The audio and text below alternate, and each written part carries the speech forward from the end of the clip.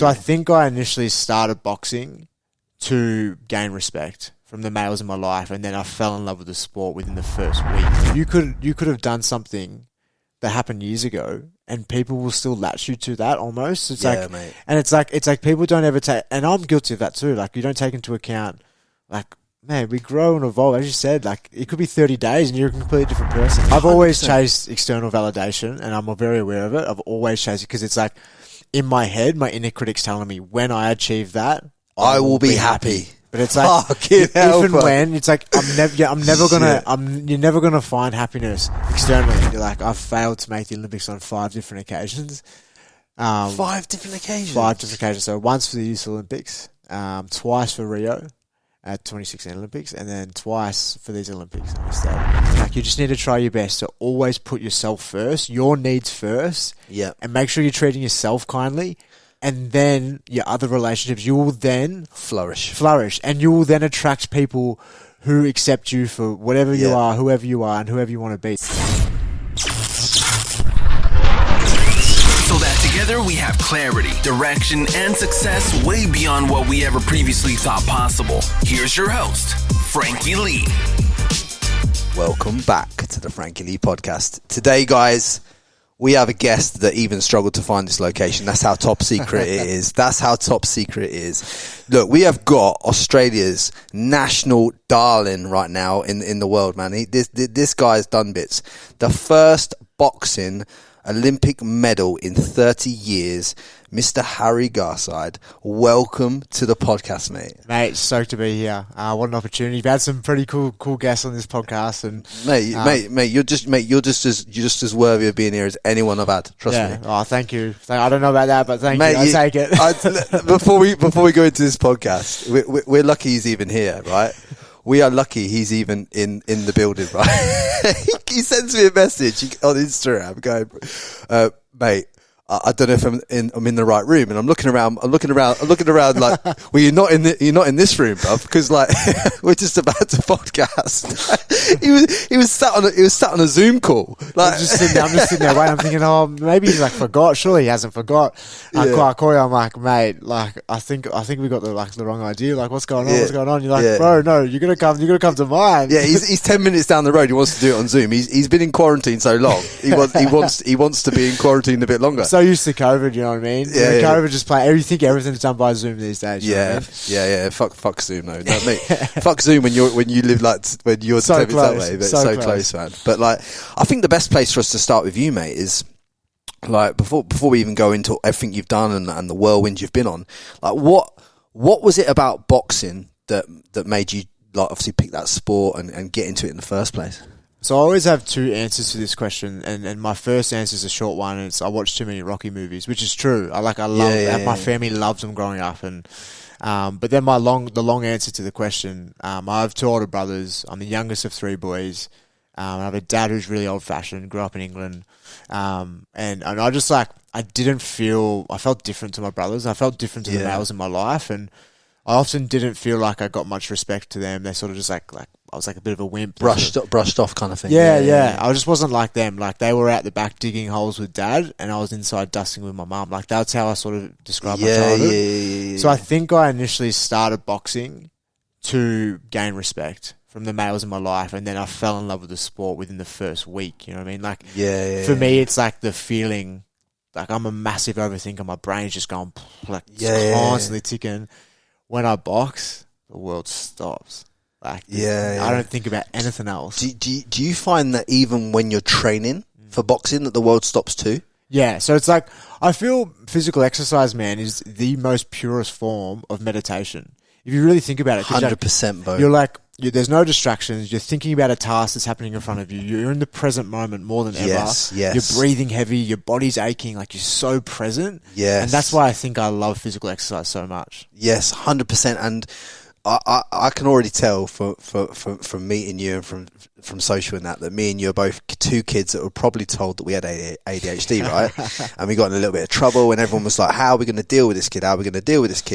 Mate, 100% physical exercise at the kind of level that you're talking about, it just, you cannot be anywhere else but present. When you're flying around, even just take it as you just love boxing, you're just flying around a bag in the gym, right?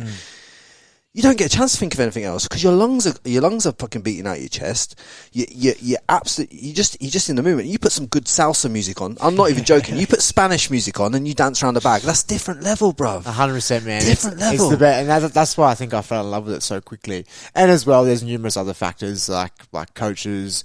Yeah. I was a kid that lacked a bit of confidence because like I was a bit different. I felt a bit different to the males in my life, and my coach, Brian Levia, who's still my coach now, he's 79. He's been my coach for 15 years. And, like, he fed me with so much love and just, like, positivity. Yeah. It's almost like Gus D'Amato, Mike Tyson's coach. Like, he was saying stuff like, you're going to be world champion one day. Your footwork is so good. It's that mental conditioning that you get from boxing coaches. It's like they become a mentor to you way beyond the sport. It extends beyond the sport because, like, when you'll get in trouble and you'll go to them and you'll talk to them and they'll be like, look, don't do this, and it's like people don't understand. Like, people think boxing is about violence, man, or about punching. Boxing is 90% mindset, 5 or 8% footwork, and then 2% punching. Yeah, like, it's so true, bro. Do you know what I mean? The reality is as well. I think most combat athletes, most combat sports, they all come from reasonably humble beginnings. Yeah, like around the world, I've traveled to some really interesting places through boxing, and like you see where some of these fighters are coming from. Yeah, even in Australia, they're coming from more low socioeconomic areas and stuff like that. And it really just like creates like a home. It's a good environment. People come from broken homes. They've had a bad upbringing, whatever it is. They go to the boxing gym. It's their family. They take them in, and you learn some really good lessons through the sport, like respect, consistency, self-love, self-confidence. All these things you learn from combat sport. I think you learn it from other sport too, but just not as much. I don't think it's as powerful. Yeah. It is like a whole different ball game. Just even walking in a boxing gym, the smell of the place, the people, the atmosphere, the buzz of the place. You know how you feel as you start to improve in what you're trying to perfect or whatever that time is. Do you know what I mean? Yeah, 100%. The whole discipline of it. Yeah, it's beautiful. Like the reality is, I think the reason why the dynamics are so good in a boxing gym is because it's one of the most vulnerable places you can be as a human being. Is when you're going into combat with someone. Yeah. Like when you're in the street, someone can chin you from behind. You can have 10 mates. Like when you're in a boxing ring or you're on a mat or you're locked in. You're in a cage. You're locked in. Yeah. One other person. You are so vulnerable. So vulnerable. And that's why I think it's the most rewarding place because everyone's so vulnerable. The vulnerability is so high, so that it makes the atmosphere so much better, I think. Yeah, and as well, like I've physically seen like top pro boxers, and they'll go in there and they'll be like in there with a top amateur, and the amateur will like hit him with a body shot and take him out, and it's like, oh shit, like. Because everybody can be humbled in that environment. You can't ever believe your own hype because as soon as you start to believe in yourself, you got to believe in yourself. But if you believe in yourself too much, you get taken out. It's a real. I know that BJJ has a similar kind of family element to it and the respect element, but there's not many sports like this left, like that actually have that instilled in them from kids. Yeah, and I think I honestly believe, mate, that every child should go to a boxing gym, like just because I think it's that important. And I think I say this to people on the podcast that there's a difference between self-belief and confidence, right? Confidence is like can be shattered because this is what a boxing coach said to me in England, right? Confidence can be shattered, but self-belief is instilled. So build self-belief and don't build confidence because it can be shattered, right? It's like those learnings that you get from a boxing gym, no school's going to teach you that. No schools that do you know how much that's helped me with women, that's helped me with all kinds of different relationships, business, everything. Like just that self belief, bro. Yeah. You'd never learn that in English. 100%, man. If my dream would be, if I get famous enough, mate, or my career gets successful enough, I hope that I'd have enough pool that I could try my best to try and integrate combat sport. Maybe not boxing, I can understand the head trauma and stuff like that. Yeah. But a combat sport, make it like compulsory for teenagers, you know what I mean? Or at school, the school curriculum, they have to do it once a week. They all like roll around on a mat, do some wrestling or judo. like the lessons you learn from that stuff. Yeah, as you said, yeah. You'll instill for the rest of your life. It's not even so much to say boxing is. You don't even have to go and box at the level that you've boxed at to get something from boxing. So true, right? This is where people get it so twisted. All kids should go to the boxing gym to learn the art of self-defense, the art of boxing, the respect that it takes, you know, the humblings that people get in these environments that people don't see, right? People need to go and learn that. I'm not saying go and do like mass head trauma at 8 years old with all these kids, you know, with no head guards on and all this stuff and this, that, and the other. But you and I both know that when boxing, the art of boxing isn't just about the sparring and the fighting. It's what's learned. It's what's learnt between the lines, mate. It's how important it is to all children to learn between the lines, and that gulf between the lines. And it's like you're talking about your trainer, 79 years old, and he's ingrained in you. You're going to be a champion. You're going to be this. You're going to be that every day. Subconscious signals that just make you. Just he's implanting seeds in your mind that just grow into this massive tree further down the track.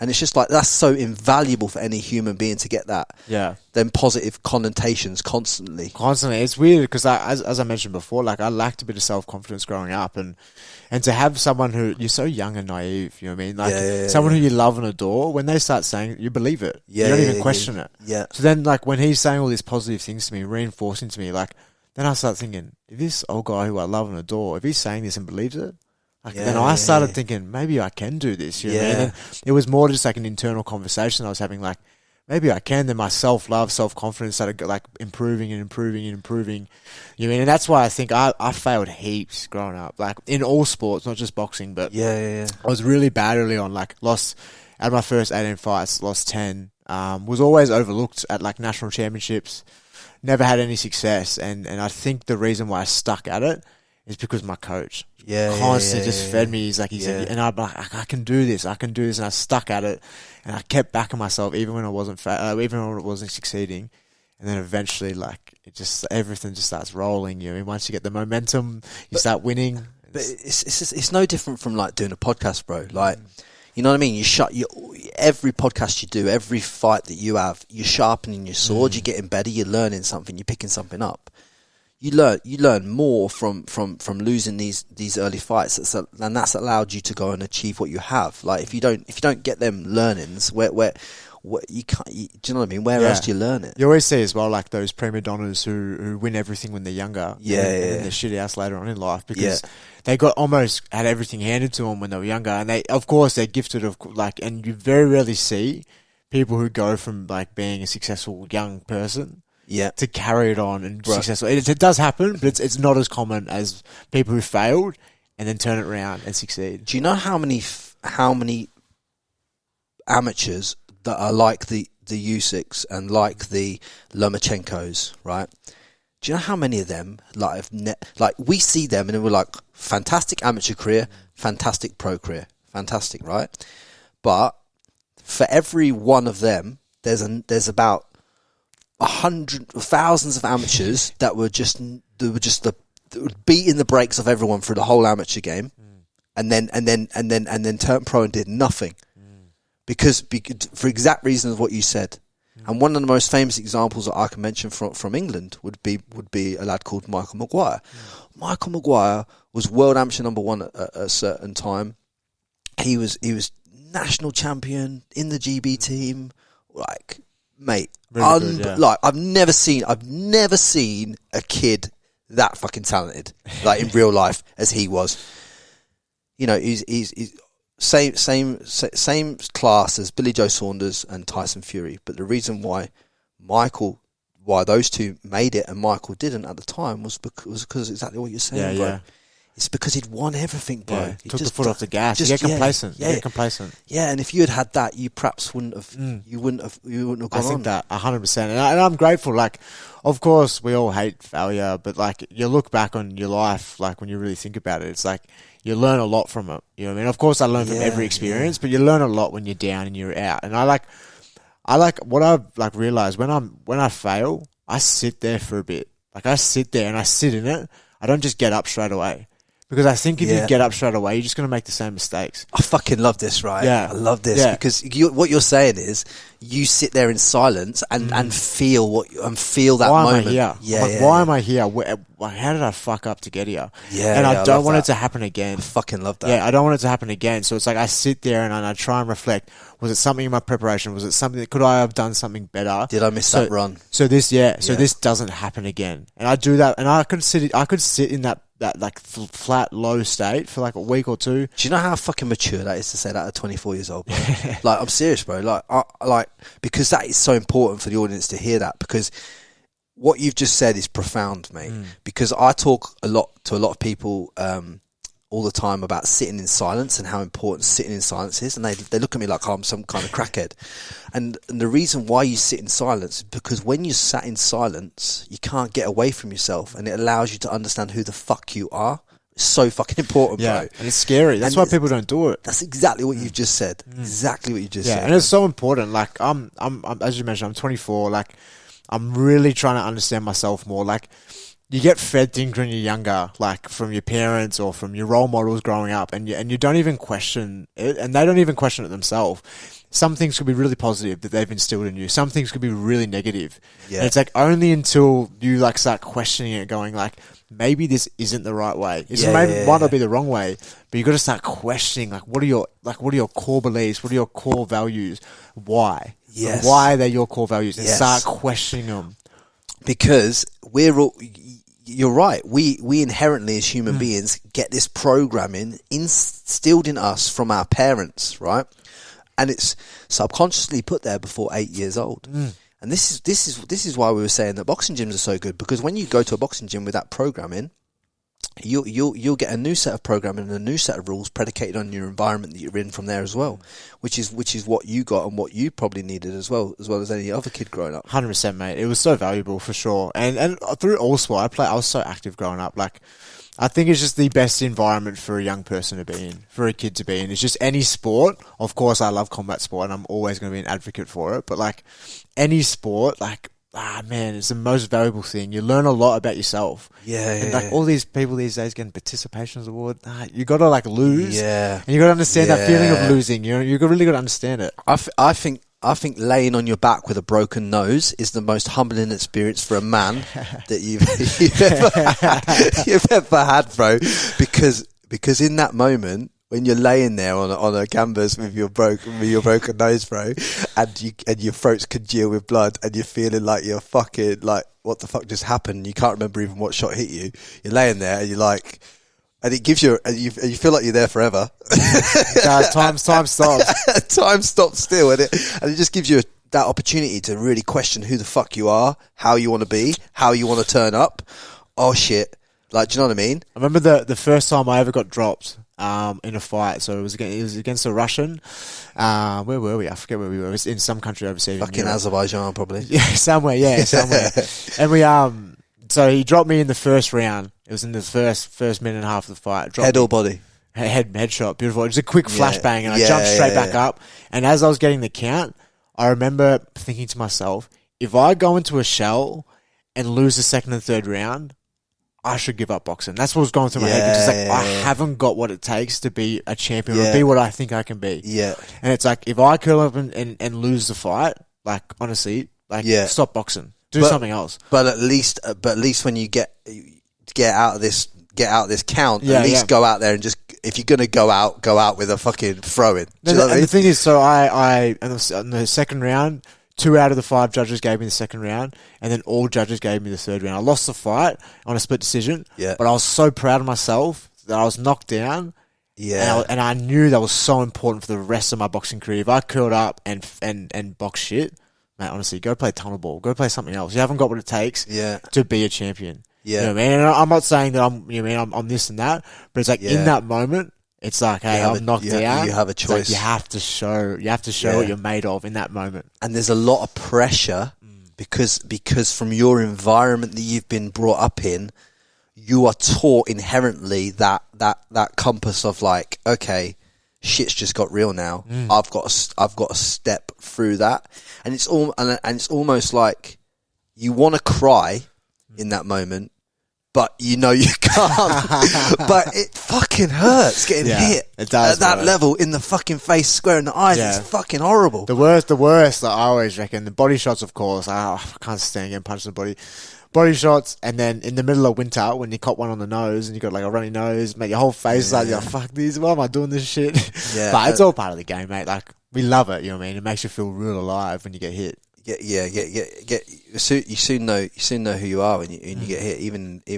Even like just going into a gym, going to sparring top quality people, and just getting hit, like, especially from a southpaw, because you never see that fucking coming.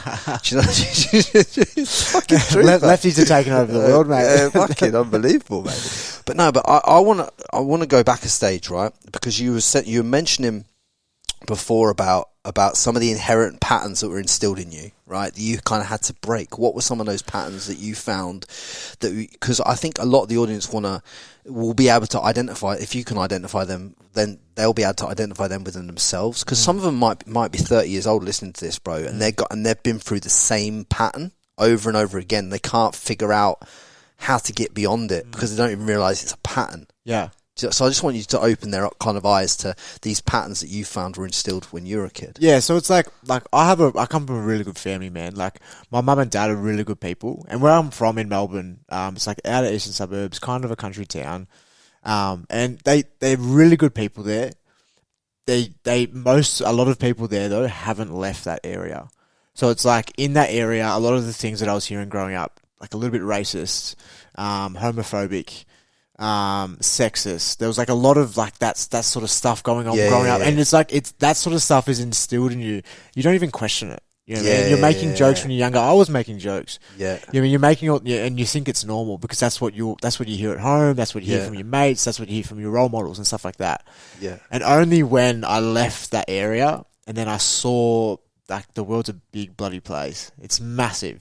There's so much going on, so many cultures and stuff like that. And only then did I start questioning, like, maybe, like, that's not the right thing to say, or that's not, you know what I mean? And I started, like all these things, the things that have been ingrained in you for so long, it's like, then I started questioning, going like, what is it? Is it the way I act, how I react, say, like, in relationships? Like, why am I doing that? Is that because I saw my parents, that's how they loved each other growing up? You know what I mean? Just like little things like that, and just understanding, like when I say, have I hurt someone? Like, just trying to understand why. Why did I do that, for starters? How did this happen? And how can I make it not happen again? You know what I mean? So it's like catching yourself thinking about something, catching yourself after. So, like, when I have really bad impulse control, I've got a lot better at it. But it's like, I will do something because I have bad impulse control, and then it's like, instant regret. You're like, why did I do that? What is it in terms of saying things to people? Saying things, and say, here's an example. So, like, when I'm making weight for boxing, like Dad has, like, let's say he's got a block of chocolate on his bedside table, like, my impulse control, I'll go eat the block of chocolate. You know what I mean? Like, that's just an example. And it's like, then it's instant regret. You know, but it's like, and then you punish yourself. Yeah, exactly right. Because you feel like you've done a disservice to yourself. Of course, yeah. And then I train harder next session, and it's just like, it's like a constant cycle in your mind. Like what I've realized recently, I have a lot of, like, I'm addicted to self-suffering, and I don't really understand why. I'm trying to navigate through that, but at the moment, I've, like, really figured out, like, do you think that's something that happened inherently in your childhood? Do you think that, you know, like, when your brothers were outside digging holes with your dad, and then you're dusting with your mum, do you think that you felt like lesser of a man and in that moment without knowing it, and then that subconsciously added to that cycle of events, so you kind of have to break now? Yeah, 100%, mate, 100%. And, like, we can't help, like, Gabor Mate, who, if anyone doesn't know who it is, look him up. He's so successful in, like, child well-being and stuff like that. He's really famous in that world. And he talks about, like, every parent does the best they can. You know what I mean? Like, even the parents that you think may not be the greatest parents, they're doing the best they can with what they know. With what they know, exactly. So it's like, no one wants to be a bad parent. But I had this growing up with my mum, right? I always was trying to seek more love from my mum, and just wanted her to love me like I thought she loved my sister, right? And then, of course, that built resentment in me, and then that affected every relationship I had with a woman until I started to box that off at, like, 30 years old, bro. I'm like 32, I'm 33 now. Fucking hell, I lost a year. Do you know what I mean? Like, so it's been a constant over the last 3 years. It's been a lot of work to get over that. But it's like, you're right. You have to let that shit go.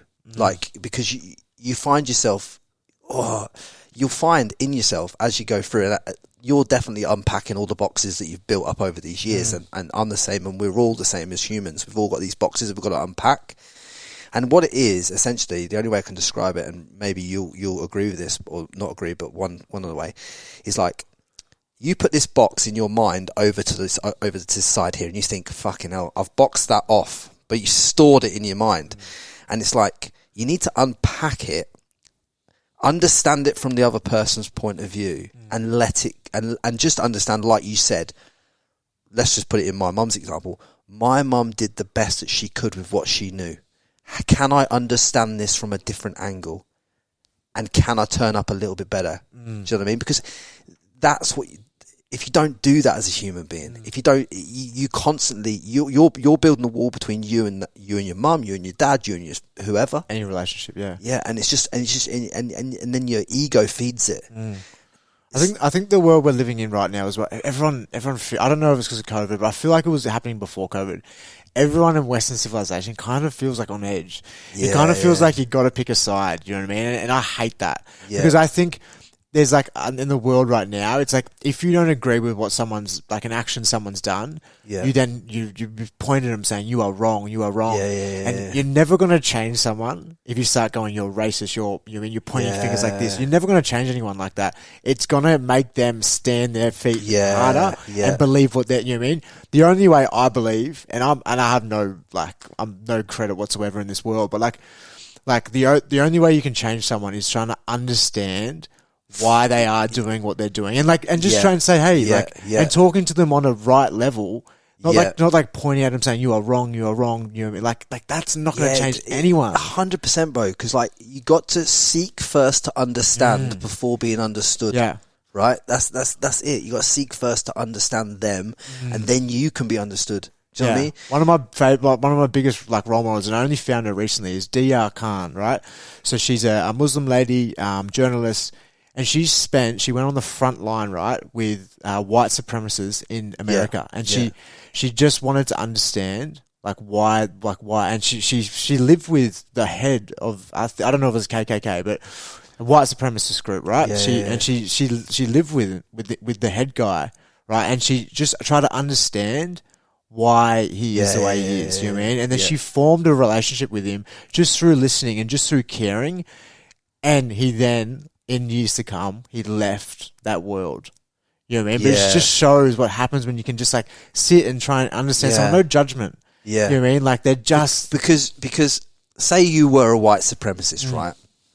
And you imagine, say your name's Trevor, you're a white supremacist. You don't know that when Trevor was 12 years old on the way home from school, that six fellas from a different race, religion, creed, colour, whatever you want to call it, attacked him and made him feel a certain way about himself, and that was his way of dealing with that. So he now resents those people because of that event. Of course. But Trevor went extreme with it, and he went this way and he went over here and did this.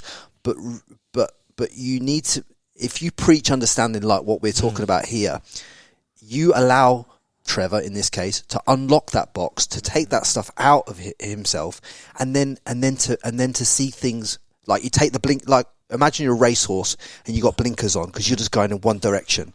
It allows you to take those blinkers off and see everything see the different perspective. It's so important, man. It's so important. Like, and I just think as well, like most people, like they are, like I think most people deep down are really good people. You know what I mean? They're just unheard and misunderstood. And it's like, if you can talk to someone and you don't have to agree with them, you don't have to like do what they're doing, but if you can just talk to them and understand them and like just listen to them and like just try and see their perspective, like I think the world would be so much better and in a better position than what I think it is now.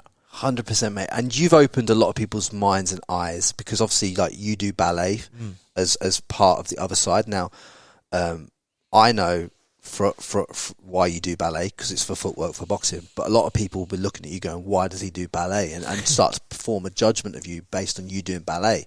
It's like you paint your nails, right?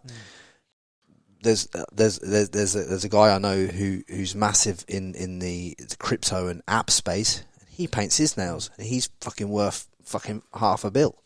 But it's like people would judge you because you paint your fucking nails. But here's the question I want you to ask yourself if you're out there judging him for painting his nails, right? Think about this. Who fucking programmed your mind to think that only women should paint their nails? And do you want to know something? Yeah. Do you know where the nail polish started? What? You know the first people who used to wear nail polish? Pharaohs. So Pharaohs, they're the highest, but most I'm assuming were males, you know what I mean? Highest in the land. Yeah. They were the ones who started wearing nail polish. It was like a sign of like royalty almost. You know what I mean? Like specialty. You know what I mean? It's like it just shows that like we are almost like a society pushes things like norms and stuff like that, pushes their views on you. And it's like you either conform and then you start, and then that's why people judge me, or like I couldn't really care less, to be honest. It doesn't bother me. But it's just like, it just shows like you got to question everything and just be curious. I think being curious about the world and just trying to understand it. Like there's no right or wrong way.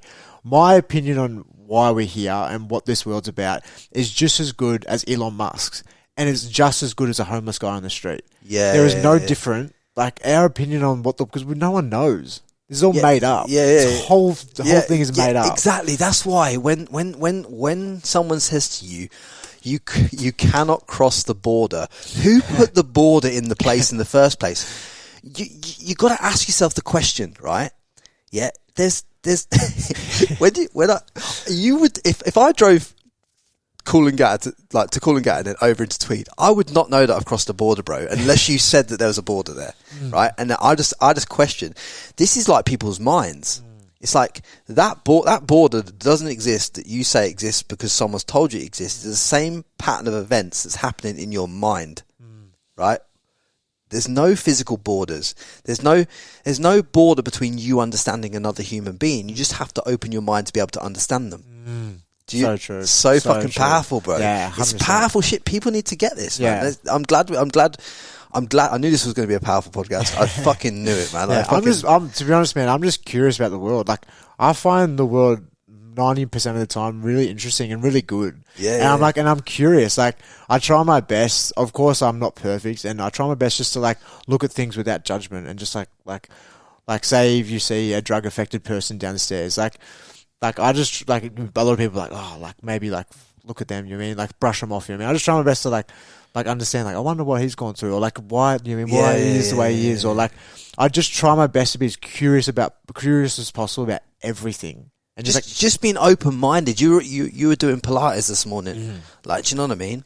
Like, you're doing Pilates, you do ballet, you paint your nails, you're doing all these things that open up your mind to having different conversations, because now we're having a conversation about it. So and I'm seeking to understand it, right? Which is great, because that's why I think podcasts are such a big success, because it's like, how often do you sit down with someone and have a conversation for 30 an hour, 90 minutes, where you're both present? How does that happen? Not on the phone. We're not sitting on our phone. Fuck it, mate. I hate it. When does that happen? When does that happen? 100%, man. Like and that's the thing. You see, like you gotta surround yourself with more people where you are present and you are in this conversation. You are in this deep like self-realization, and kind of like, oh fuck, I don't actually know why I think that. Because if you think about it, it's like you were talking about growing up like in a small town where they were like racist, right? But those kids weren't born racist, right? They don't even. Here's the thing, right? They're not racist because they don't even know that they're racist. Right. That's the funny thing when you actually really break it down. They don't actually know because their parents taught them that, and their parents taught them that, and you've left the area, so you see it. And it's just so powerful. So. The key takeaway from this to everyone listening, I really want you to really get this, is the fact that sometimes you have to take yourself out of your environment, comfort zone, whether that might be go to a dancing class, or whether that might be go and do something else, but take yourself out of your current environment and then just look at how you were living and how you were turning up, and start to assess yourself as to, why do I think that? Why do I do this thing? Why is that my pattern? Why is every relationship with people happening this way? Do you know what I mean? Yeah. Because unless you ask yourself better questions, you will not get better answers in your life. You won't grow. You'll just continue running the same track, and And that's, as we were mentioning before, like when I fail, like I sit there for a bit, man. Like I sit in that flat state because like I don't want it to happen again. You know what I mean? I'm always just trying my best. Like breakups, I think this is a generalization. Breakups like ruin men so much. Yeah. So much. Yeah. Like, and I've failed in sport, I've failed in life. Nothing has fucked me up more than a girl. You know what I mean? Yeah, like when you really care for someone. Yeah. Mate, I was in an on-off relationship type thing for a year with a beautiful woman, right? And when that kind of ended in the way it ended, I felt like I went on this little bit of resentment and understood that was a pattern that's happened before in my life. So I had to so I quickly boxed that off. And it's like actually random as fuck. Before the podcast, she fucking rang me and reached out to me, like random as fuck, and we had a real nice conversation, and we were all sweet and all good, and we were just talking. And it's just great to be able, because I know for a fact, I know with the patterns of events that I was taught as a child, that I perhaps wouldn't have been able to have that conversation in the manner that I had the conversation and the positive light that I did, unless I'd done the work to get to this point. And I'm quite proud of myself for being able to be vulnerable. I've been vulnerable, open and honest on this podcast right the way through with people like yourself. And it's kind of like, by doing that, you're right. Men inherently get hurt, and then they put everything in a box and they put it away in their mind, and then now they've just made themselves what I term as emotionally unavailable to other women. Yeah. And it's like, as soon as you meet a nice woman, you attract this nice woman into your life, you go out you go out in your normal pattern of events. She does something, and then that opens that box over there, and then you pull all the memories from that relationship that you've It's just trauma. Yeah. You pulled this trauma out, and then you throw it at this other girl that has no relevance and no being as to this other person. And it's kind of, and then you go and look, I don't know what your experience is with it. Yeah, I couldn't agree more, mate. And I really cared for a girl.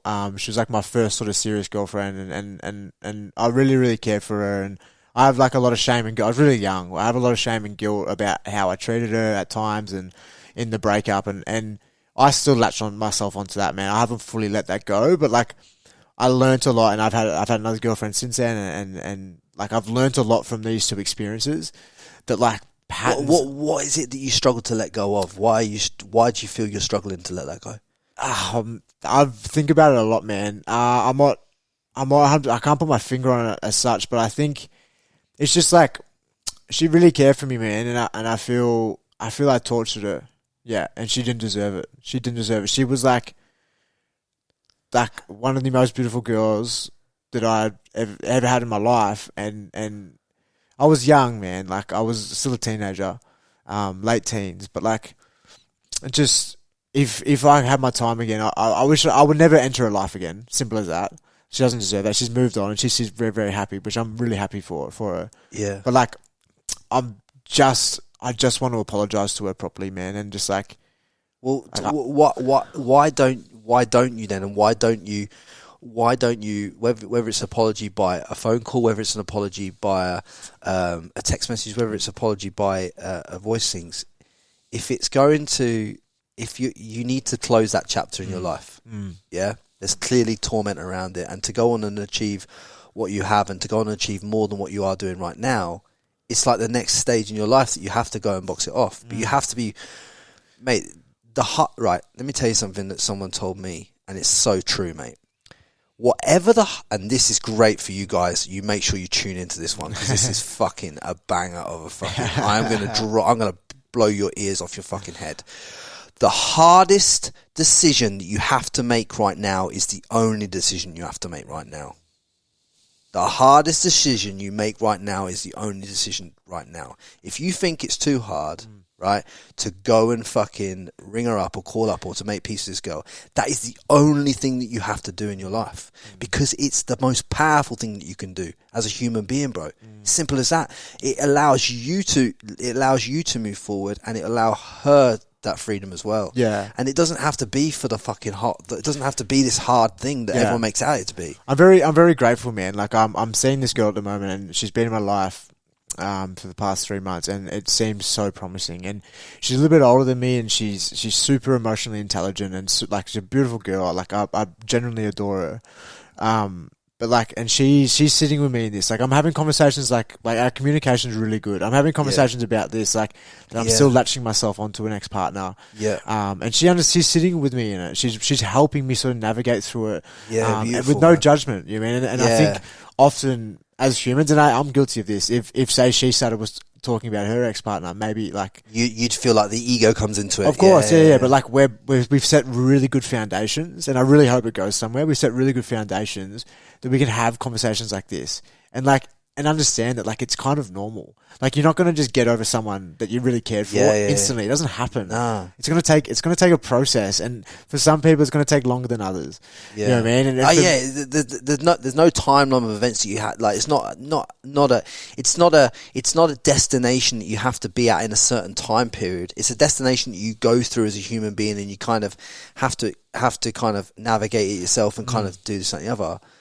With your situation and with the understanding that this woman's shown you, and now you've communicated that with her, it's like, to me, it says, okay, now the only thing to let go now is just to make peace with that energy of the past in that way. Yeah, I think it's just like, as well, like I've just got to forgive me. It's like, it's, of course she was lovely, my ex partner. She was lovely for sure. Like, we have changed completely. We're all different humans. We all grow and evolve and become different humans in a sense. Like, each 5 years, I think we become different humans almost from experiences and stuff like that. Mate, if you make a 1% improvement as a human being over 30 days, you're a different fucking human to the human that I knew 30 days ago. Simple as that. 100%. But no, I feel like the world we live in as well, people don't take that into account. It's like, you could have done something that happened years ago, and people will still latch you to that almost. It's mate. And it's like people don't ever take, and I'm guilty of that too. Like, you don't take into account, like, man, we grow and evolve. As you said, like, it could be 30 days and you're a completely different person. Mate, 100%. You can totally realign yourself, your energy, and your whole being in 30 days. And then in 60 days, you could have formed a totally new set of habits and be totally operating on a different frequency as a human being, and that'll attract a totally different set of events into your entire life. And it's just a case of you choosing how you want to. Do you want to make that decision for yourself, or don't you? Yeah. Look at Mitchell Orville and everything he's done in life and how he's changed his life, bro. Do you know what I mean? Like, you know what I mean? Going from the drugs, the alcohol, the party, and all that life, to being the dad, to doing breath work, to meditation, to just being a kinder human, not only to himself but to his family and to the world, bro. Yeah, even Russell Brand, very similar. Very same similar. thing, We're all in just this journey. We're all just trying to navigate life. Like, we're all just trying to improve and get better. Like, I have some people growing up, they're drug affected and stuff like that in my life. And it's like, at times you're like, man, like, pull your shit together, you know what I mean? Like, you kind of just want to smack them across the head. Like, come on. But it's like, they don't want to be there. They don't want to, like, be suffering. That's trauma. They don't want to be suffering. They just don't know how. And I think a lot of times people just don't know how to navigate. People don't know the answer to the question that they're asking. They're looking for the answer. They can't find it. They don't know where to look. You know what I mean? So it's like, it's always, and I'll tell you where to look. Always within. Always within. Always. That is the only place that you ever need to look. Nothing externally will ever give you the validation or the insights that you need to go forward. Nothing externally. Not the cars, not the beautiful women, not the fucking houses, not the money, not the gold medal, not the bronze medal, not any fucking thing. Nothing external allows you to move forward. Nothing. Or be at peace with yourself. No. Yeah. 100%, bro. Yeah, I've always chased external validation, and I'm very aware of it. I've always chased it because it's like, in my head, my inner critic's telling me, when I achieve that, I will be happy. But it's like, when it's like, you're never gonna find happiness externally, as you said. You're never gonna find it, and it's like, it doesn't exist, bro. Yeah. There's no happiness in other things. The happiness is always within you, and it's always there.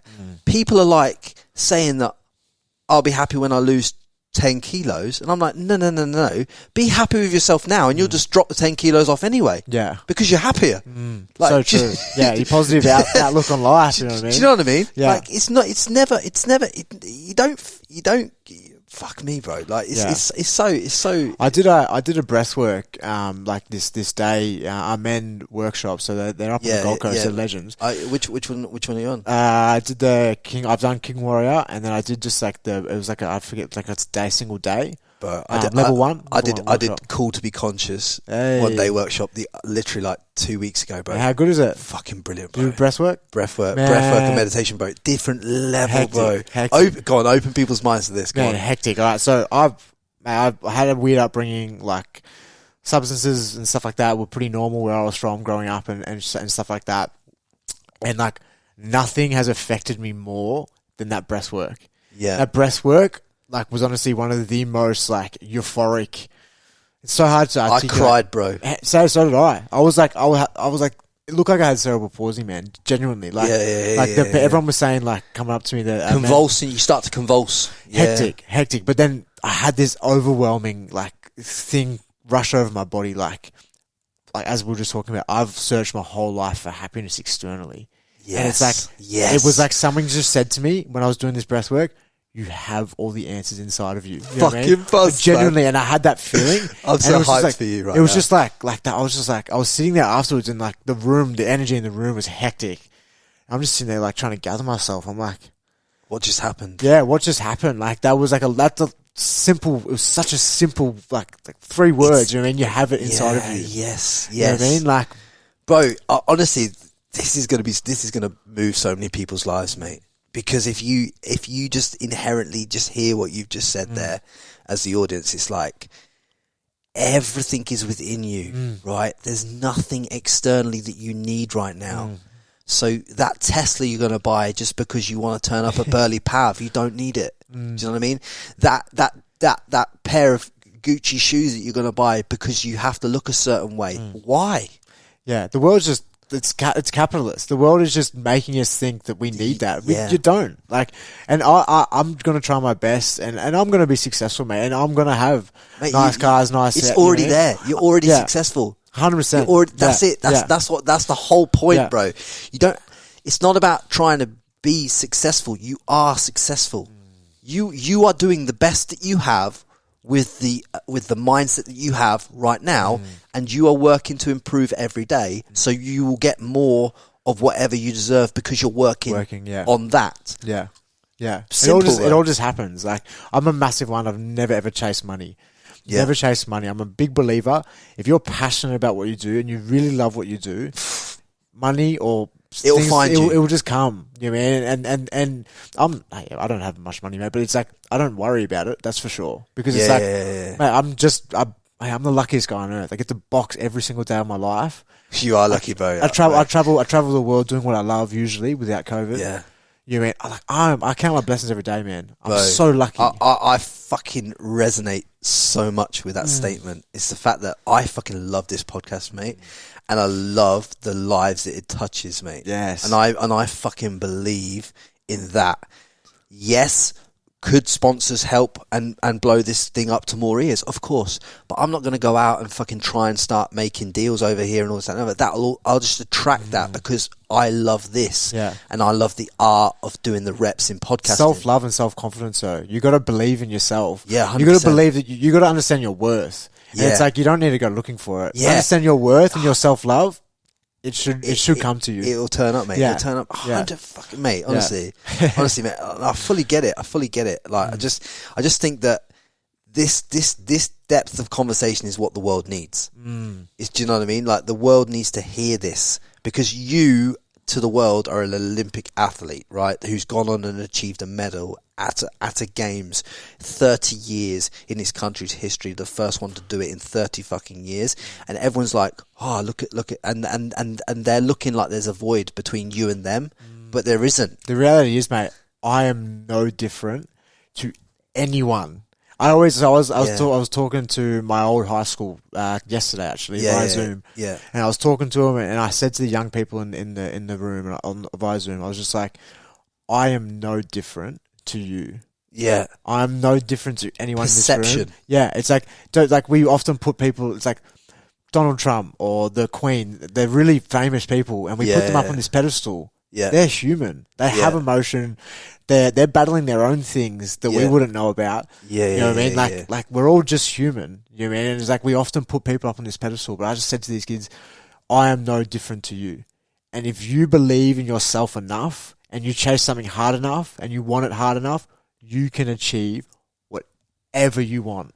Anything. It's like the world's a big blank canvas, and it's like you can paint it any which way you want to paint it. But you've just got to show the intent of turning up authentically to be able to paint the world the colour you want to paint it, right? And there's no right or right or wrong answer. Yeah, that's the thing. Like, you could do anything, and it's like, as long as it feels right to you, as long as you're not hurting someone. That's the only thing that I think. As long as you're not hurting other people, you know what I mean, like physically or emotionally. Like, if it feels right to you, mate, do whatever the fuck you want. You know what I mean? As long as it feels right to you and it's your calling, mate, honestly, go hard. Go hard. Fucking mate. Are mindset coaches in the Australian team? I personally do like a lot of, I listen to a lot of podcasts and audio books and stuff like that, and I'm just always been very inquisitive, and the Reach Foundation, who's a foundation that I talk of a lot, they entered my life when I was about 16, at a bit of a crossroads.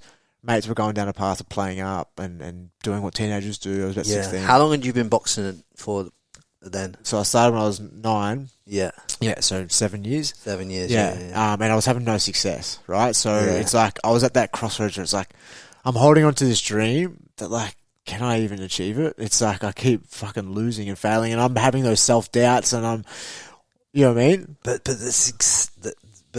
I just want people to understand the success is turning up and doing that rep.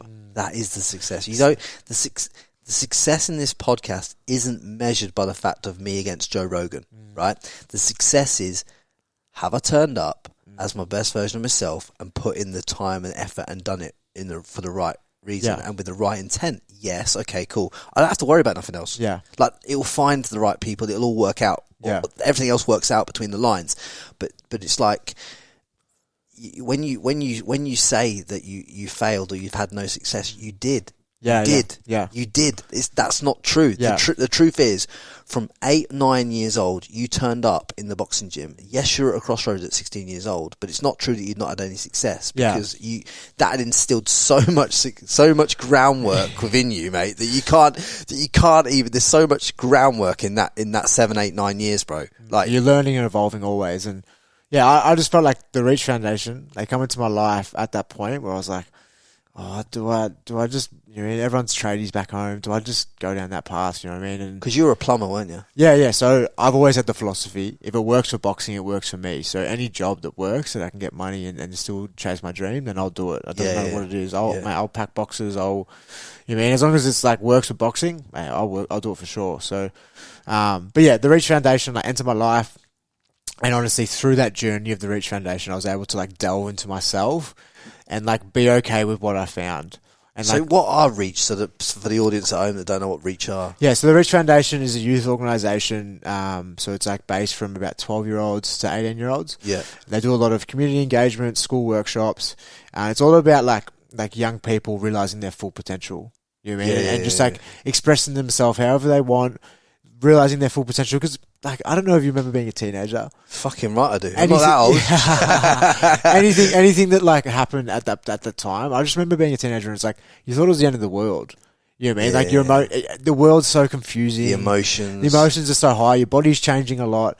And at that time, it's just so, like, it's so hard to navigate and understand the world and understand yourself. Yeah. But Reach gives young people the platform to delve in and express themselves however they want. They do challenges and stuff like that, and allow the young people to express themselves and say things out loud, free of judgment. I like that, and just understand themselves. The world needs more of that. 100%. I'll put a link to I'll get you to give me the link. Send me the link. I'll put a link in the podcast description. Yes.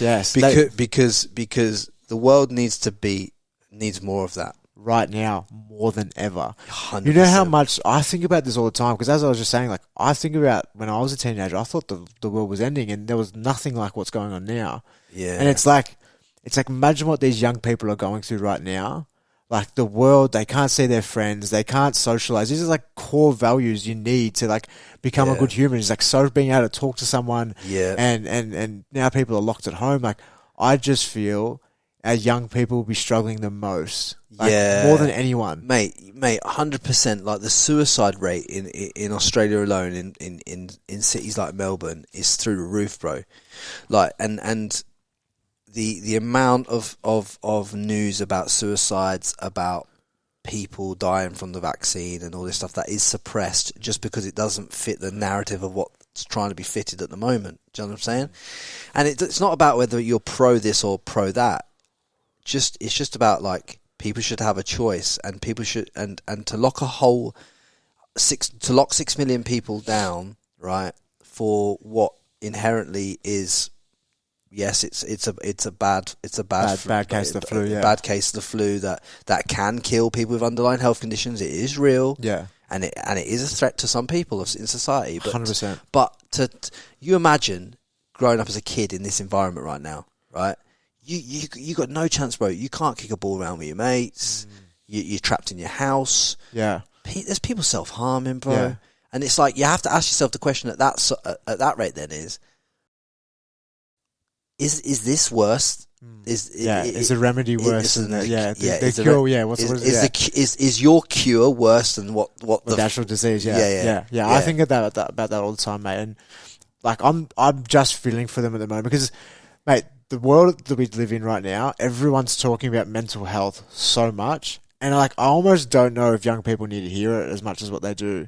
You know what I mean? They're like, I remember being a kid, like you're so young and naive. Of course, teenagers are a little bit different, but before that, kids are now self-harming earlier. Yeah. You know what I mean? They're hearing their parents, oh, I'm so anxious. Like, they're hearing that, you know what I mean? And kids can't really decipher, I don't think, like, what the fuck the world's about. They don't really, they think they see their mum sad and anxious and worked up.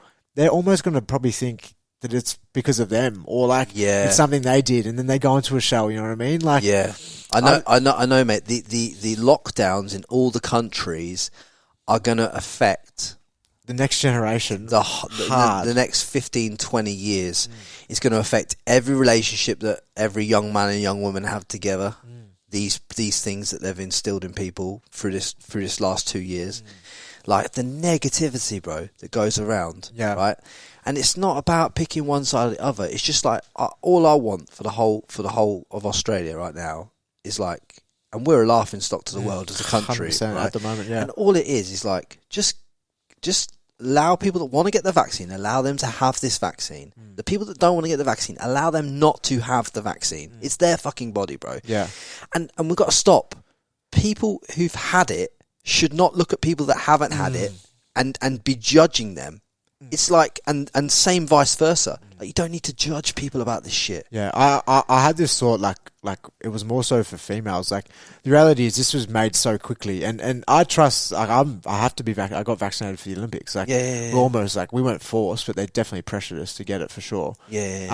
So I couldn't care less. Like, some of the stuff I've chucked in my body before, you know what I mean? I'm just thinking, is what it is. It's from my dream. But like, I thought about like the girls in the team, they're the ones who have got to have kids. Like, they have babies inside them. Like, could that fuck up? You know what I mean? Like, is that potentially going to like?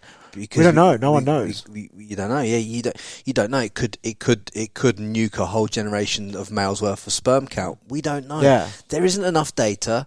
I don't care. There's so many things that have been previously FDA approved that have then been un-FDA approved. Like, and it just so happens that the company that's making these vaccines has got the biggest fine in financial history for fucking fraud and damaging people's health. So it's like, well, you got every right to question it. That's why pro-choice is the best line to be on. It's like, don't have. I couldn't care less if Dave down the road takes it. I'm still going to talk to him. Yeah.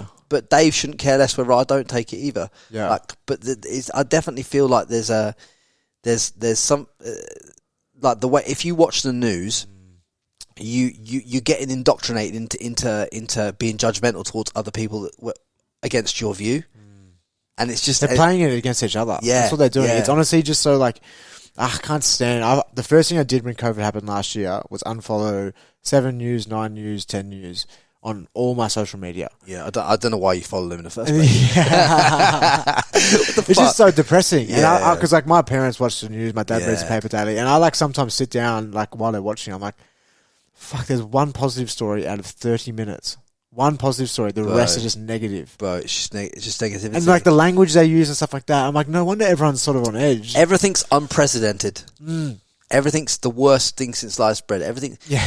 So this is a good point, because like, you know, as a man that's gone to the Olympic Games that needs to keep his mind free and just concentrate on the job he's got at hand and everything he's trying to do in life and how he's trying to turn up, you can't be getting any outside noise that's negative into your mind to be able to get into the mindset of being an Olympian. Do you know what I mean? Like we all have an inner critic, I think, inside of us for sure. And I've 100% got one, and I like often sometimes talk to myself poorly, but like I always just try my best to be as conscious as I can about who I'm seeing online. Like, am I seeing? Are they building me up? Is it this positive? Is like, and I'm really conscious. I'll go through it and I'll unfollow people who like maybe I was mates with them years ago, but they're like partying and playing up. Like I don't really want to see that shit anymore. So like, I get rid of them. I don't need to see it. Like, you know what I mean? Like, and there's no disrespect to them. They can do whatever they want, but I don't need to see that. Yeah. You know what I mean? So it's like, and then if there's someone who is unfollowing who like always uploads some stuff like I don't want to see, I just unfollow it. Like I don't care. Like it doesn't bother me. Like I just unfollow it, get rid of it. Most of my, if not all, is just like stuff that builds me up, makes me happy. A lot of dogs, a lot of sport, like a lot of motivational sort of stuff. You know what I mean? Stuff that's going to lift me up. It's going to build me up in a positive way. Banter. I like that stuff. You know what I mean? I can't be fucked looking at shit that's negative all the time. You know what I mean? Yeah, and you tend to this is good for a lot of people to hear right now. It's the fact that you will always find what you go looking for. So right, I get this right. So I guarantee the opinion you have on the vaccine right now is the one that you've gone looking for, and you've found evidence to support your narrative. Yeah. Now, my personal view at this point in time is I don't really want the vaccine, but I asked myself the question this morning. Okay, Frankie, you don't want it. That's fair enough. But did you go out seeking information to support that? Absolutely. Like, if I'm honest, I went out and sought information that supported my belief. Of course, that's what we do naturally. And it's like, well, hang on a minute, that's not objective, bro. You got to go seek both sides of the story. The first thing, so do you remember that Game Changers, the thing on Netflix about vegan? Yeah, I remember watching that and like I'm thinking, gee, I'm going vegan. You know, obviously it's super like it's propaganda. You know what I mean? Like they're super one-sided. And I was like, man, I'm going vegan. And then I told my S&C coach, and she sent me something instantly that was just the opposite view. Yeah. And it just made me think, oh, fuck, I don't even know what to think anymore. You know what I mean? Because there's always two sides to every opinion and every story. Do you know the truth about diet, I believe, is balanced. True. I believe balanced diet, right? Simple. You can have a Diet Coke if you want, but you don't have to have 5 or 6 a day. Right? You can have one a week or one a month, right?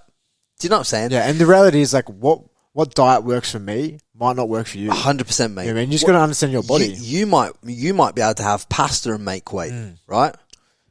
Some boxers might not even be able to go near that shit for the last 2 weeks of making weight because they'll just store it. Yeah, that's because we're all different. We're the mechanics of the way we store, hold weight, absorb food, and everything like that is inherently different in each human. Now, when you watch things like that and get indoctrinated into being a vegan, right? Which I've not got an opinion on one way or the other. Yeah. I couldn't care less what you do. It just makes you feel good. But the problem is, unless you've seen it from both sides, how do you know whether that's right for you? Because you might not be getting the right minerals in your body to be able to support what you do, right? You have to be fucking fully aware of that. 100%. And it's we're all guilty of this. We all blindly go and follow we all blindly go out and look for things that support our narrative and our way of thinking. And the way that you think and the way that I'm always going to try towards is I always sit there with my journal, mate, and I'm like, why do I think like that? what point in time did I decide that was the ultimate truth? And I want to know why. And then usually what happens is when I ask myself those fucking questions, there's no evidence to support my view, bro. And I'm like, fuck, I've gone through 20 years of my life with that view, and it's bollocks. Yeah. Like it's just complete shit. I always think this. So like you say something out loud that maybe you've heard it from someone who you trusted early on in life. Yeah. And you've just believed it your whole life. And then you say it out loud to someone and you're thinking, that's not fucking true. Like you catch yourself going, similar to what I said, I've believed that my whole life. Yeah. And then you say it out loud, you're thinking, I've believed that my whole life. That's not fucking true. I just said it out loud. I'm thinking about it. That's not true. Yeah. It just shows like we are so like something that could happen early on.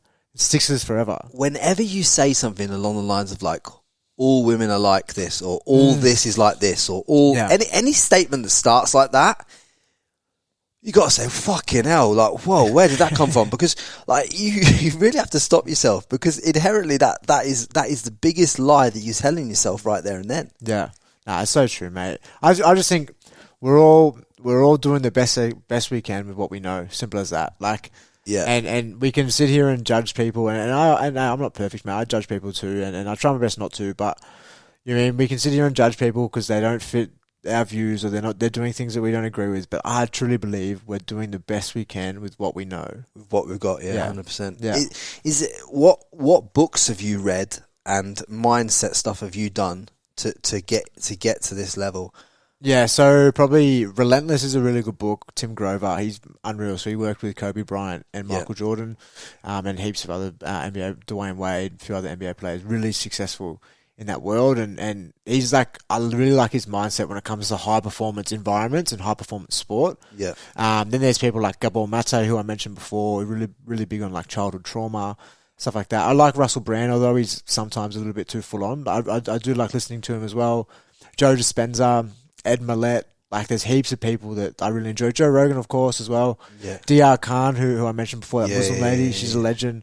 Like heaps of these people like make me question my opinions and question my beliefs, and makes me think so much more, just in depth. Like I'm such an in-depth thinker, and I love it. I love the fact that today we can showcase the true mindset and power behind boxing, because people think it is a sport that's, you're right, it's associated with a low socio-economic environment and coming from a harder place trying to get to a better place, but the mindset and the way you sharpen your mind and then it opens up all these other avenues is a classic reason why most people should do boxing.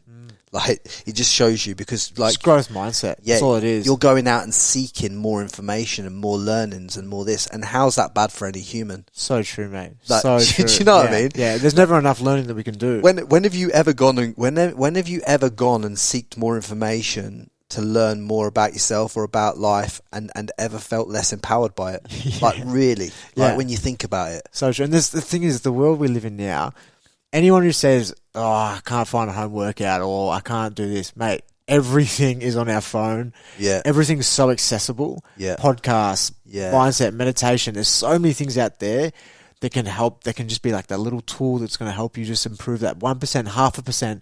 Might not even move, and you move just a little bit. But if you're moving just that touch, or growing or evolving, like that's better than you were yesterday. That's all that matters.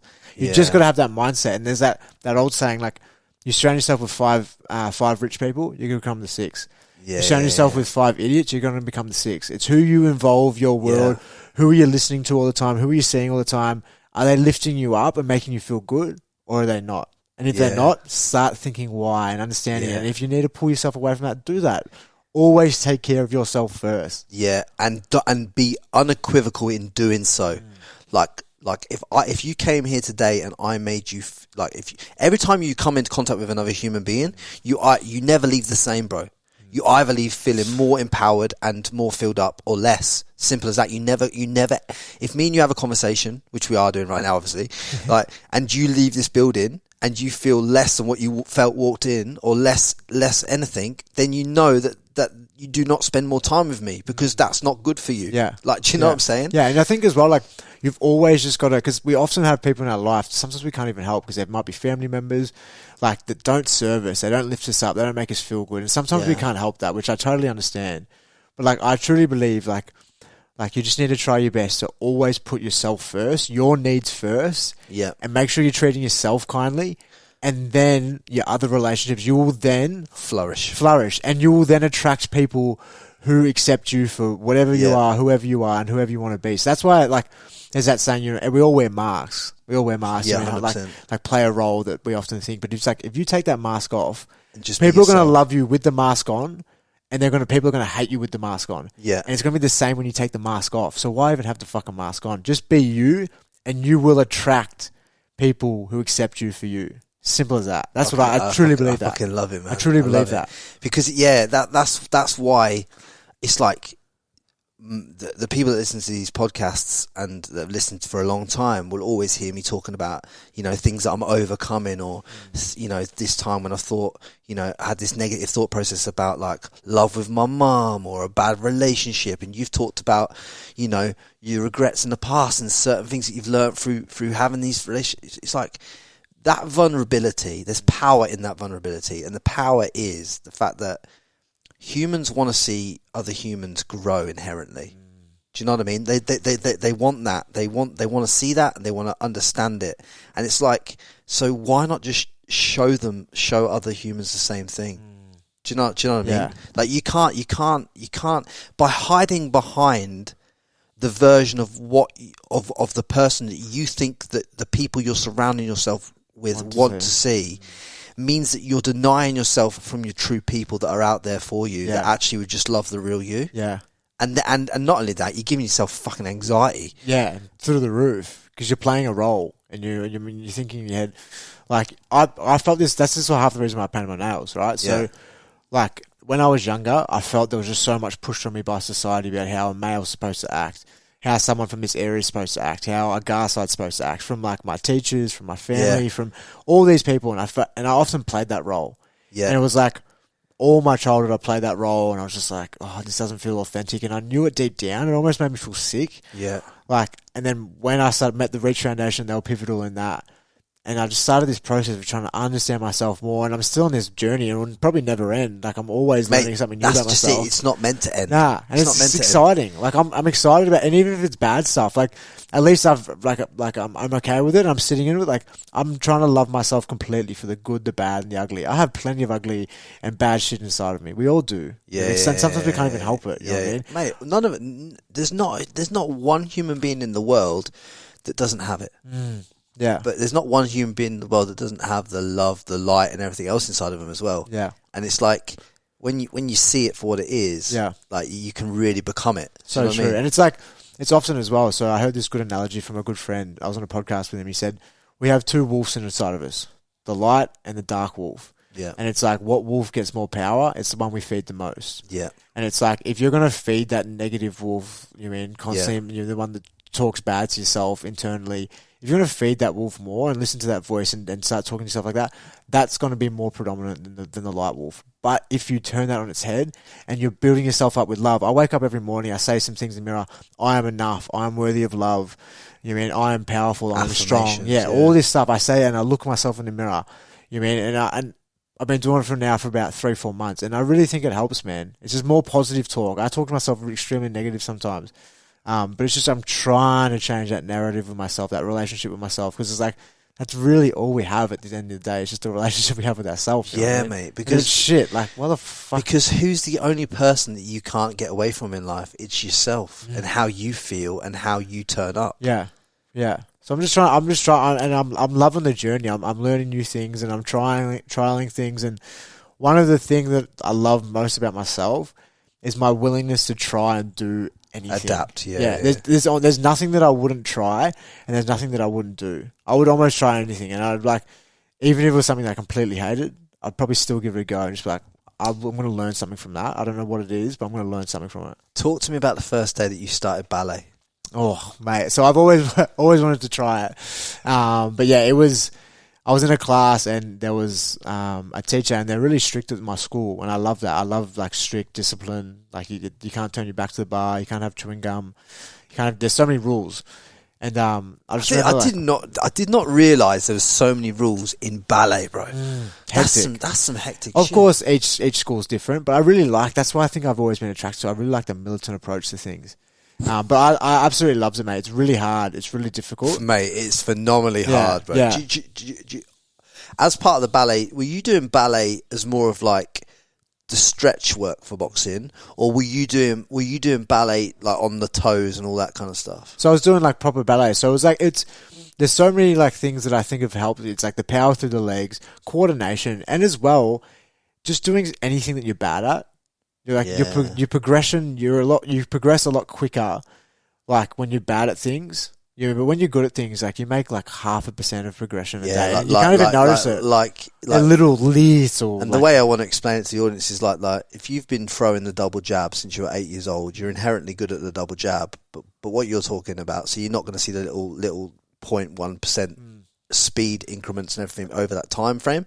But what you're saying is because you don't know any ballet, and then you start ballet, and then 3 months later you're now proficient and you understand it. That's a massive growth period there. It's a good feeling. I really like doing things that I'm really bad at and like that I've never done before, because it's like you're learning capabilities. You remember being a kid? Yeah. Your brain is like a sponge. Everything you hear, you're learning so quickly. It's like when I do things that I'm really bad at and it humbles me, my learning capabilities in other aspects of my life really improve too, because I'm progressing really quickly at this thing. Yeah. And then it's like making me positive. I'm thinking, fuck, I'm actually getting better at this. I'm understanding things a little bit more. Yeah. It's then integrating to the rest of my life as well. There's a saying in BJJ, and it's always be a white belt. Yeah. Right. And I love that analogy for life. Yeah.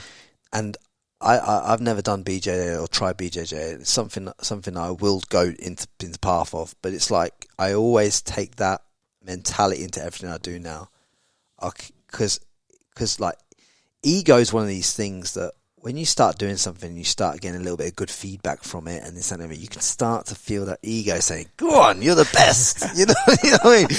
Yeah, 100%, mate. The ego's a fucking devil sometimes. Bro. I have to fucking literally wrestle mine, bro. Like, and I don't mean it like, and we all have them. We all 100%. 100%. Everyone has them, bro. I was speaking to this IFBB girl the other day on Instagram, and she was telling me how good looking she is, and I was like, what the fuck did that come from? Yeah. And like, when did you become so detached that you have to say that? Yeah. Like, do you know what I mean? Yeah, like that to me tells me there's something wrong right now. Yeah. Like, do you know do you know what I'm saying? But like, you know, we're just mates. There's nothing going on there. But what I'm saying is like that statement. I thought, why when she said that did I go and feel a bit weird? And it's because now I understand that. Fuck, man! Like, just checking with your ego, man. Yeah. Like, that's an ego. That's an egotistical thing to say. And that's her. That's obviously her thing to deal with, and she's obviously. And don't judge her for that. Like, let her deal with that, and she's got to deal with that in her own way, and she's going through her own journey. But what's that telling you about yourself? And what that told me about myself was like, just sit with yourself for a moment, and just check in, and be just like, and just make sure that you're doing everything for the right reason, and like, do you know what I mean? And it's really fucking helpful, bro. 100%, man. 100%. Man, I'm busting for a piece. Yeah. Hold on. We're back. Your two boys had to go take a toilet break. We were just dropping some absolute fire, right? But then, you know, not all heroes wear capes. Yeah, I listen to Joe Rogan sometimes, mate. He barely goes. He goes like just 3-hour podcasts. I swear he never takes a piss, mate. Yeah. He's looking. I don't know whether Isaac will edit out the piss clip. He just looks at me and he just goes, "Could I take a piss, bro?" Fucking brilliant. We were talking about boxing off egos and stuff like that. Yeah. And all that razzmatazz. But what I want to go into now, mate, in this section really is the fact of like, you know what I mean? Just like everything you've been through in terms of qualifying for the games, you know what I mean? And getting to the Olympic Games, bruv. Like what it meant to you. Yeah. So the Olympic dream for me started when I was 7, even before I started boxing. So Grant Hackett, 2004, I didn't fully understand the world, and I was watching my whole family captivated by that one moment. You know what I mean? And it was like in that moment, I think I was just like, I want to achieve something like this.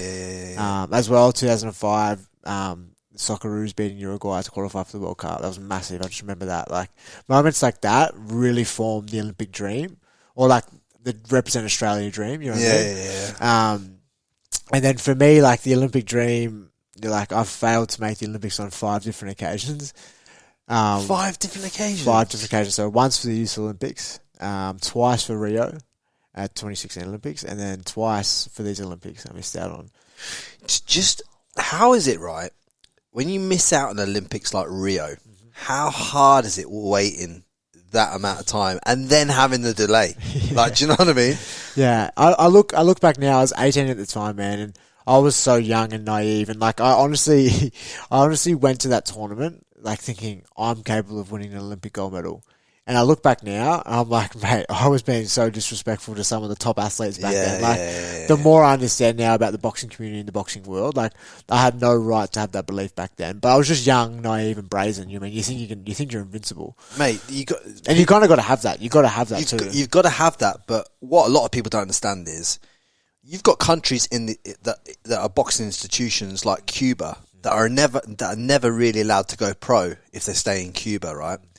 So you've got amateurs in there that you might be boxing against that you might turn up at 18 from Australia in the Rio Olympics, but you're boxing against a Cuban that's been to 3 Olympics already and he's 32 and he's unbelievable, right?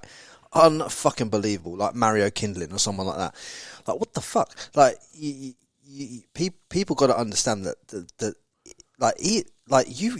you won the game to even be at that age to be even in the selection process for your country, bro. Like at 18 years old. I look now, and like, of course, like that, it really sucked at that time, man. Like I was really struggling after not succeeding, and like I had posters up on my wall, and I remember like waking up, I was struggling to sleep and waking up in the night, pulling down the posters and stuff like that. It was like, it really sucked, man. It sucked. But I look back now, I'm so grateful I didn't make it, man. I probably would have lost my first fight, got the shit punched out of me, and then who knows, maybe giving up boxing. You know what I mean? Like, I don't know. I don't think I would have, but you know what I mean? Like, I may not have had the drive as much. Yeah. It's like the last 5 years since 2016, I've had to work my ass off, man. How much better does it feel to get that bronze medal now, though? So, of course, it's like I wanted that gold, man, and like I'm still happy with bronze, and I'm proud of myself. But like, it's just like the longest journey, man, to get there. Yeah. But like all in all, man, I'm proud of myself. Like I'm learning a lot about myself, and I always show up and I always give everything to my preparation, and that's all we can do as athletes. Like realistically, man, I'm honest as fuck. Like I know in that weight division there was 29 athletes, including myself. I know, like I'm maybe about 10th best in that, and I'm realistic. You know what I mean? You know, it's like with the draw sometimes and stuff like that. You got to have the right draw. Of course, I showed up, and I could potentially beat those guys. You know what I mean?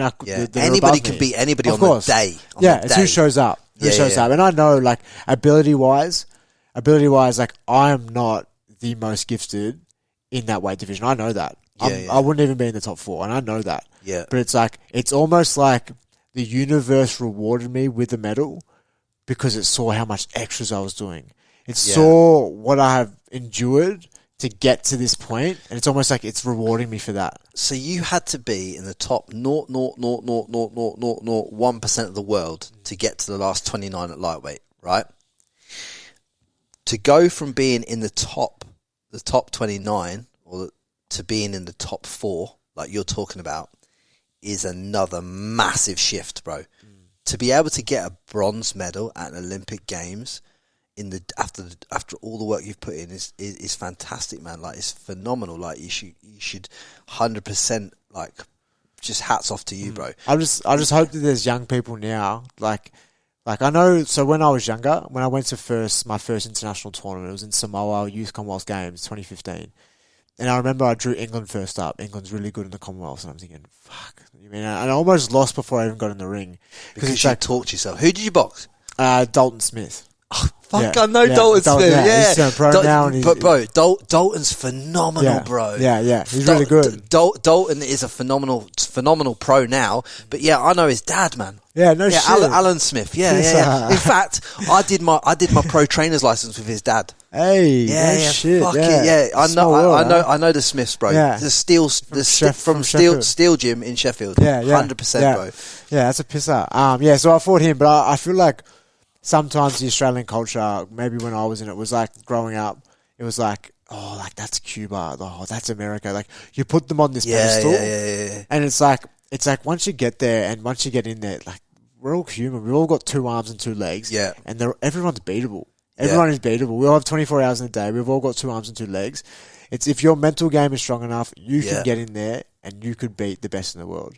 You know what I mean? Yeah, because it even comes down to, at the level you're talking about, it even comes down to have a timed eating at the right time, right? Because there's some lads that go in there at top level in amateurs, bro, and they might have eaten too late before a fight, and they lose the speed because they feel heavy, because they feel. Do you know what I'm saying? Yeah. Like every little thing that you do at that level matters. Yeah.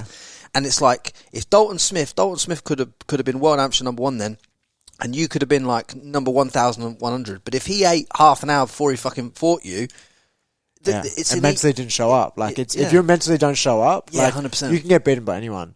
You know what I mean? That's why, like, regardless of what the caliber of tournament that I'm fighting in, I always try my best to show up and prepare properly for every tournament. Yeah. Doesn't matter if it's a state fight, doesn't matter if it's internationally at the Olympics. I always try my best to prepare and never overlook anyone. You start overlooking people, man, you'll get fixed up tomorrow. How did it end up with Dalton? He beat me, split decision. Yeah. But he's good. But mate, he's fun. Mate, at that level, it's a chess match. Yeah, like, at that level, it's a chess match with everybody, because like you're all good, really. Like let's be honest. Like there's no shit fighters at that level, bro. There's not really. Yeah. Like, do you know what I'm saying? Like everyone's like doing top 1% shit to be at that level, bro. Yeah. Like, do you know what I'm saying? 100%. I've seen some phenomenal fighters from third world countries, bro.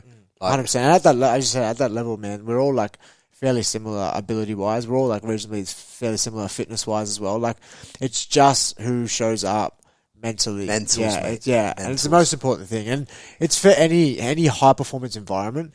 If you are switched on between your ears, like, I mean, you should be a lot better than someone who's not switched on between their ears. You know what I mean? Like as long as you are aware of your mind and you're strong and you're doing things that are constantly growing and evolving, I think you'll be better stead than someone who's just sitting still treading water. Yeah, you know what I mean? Like, what when you're stood on, when you were before we go into that, actually, you know, when you're boxing at Cuban, like on your way to that ring, what were the thoughts going through your head?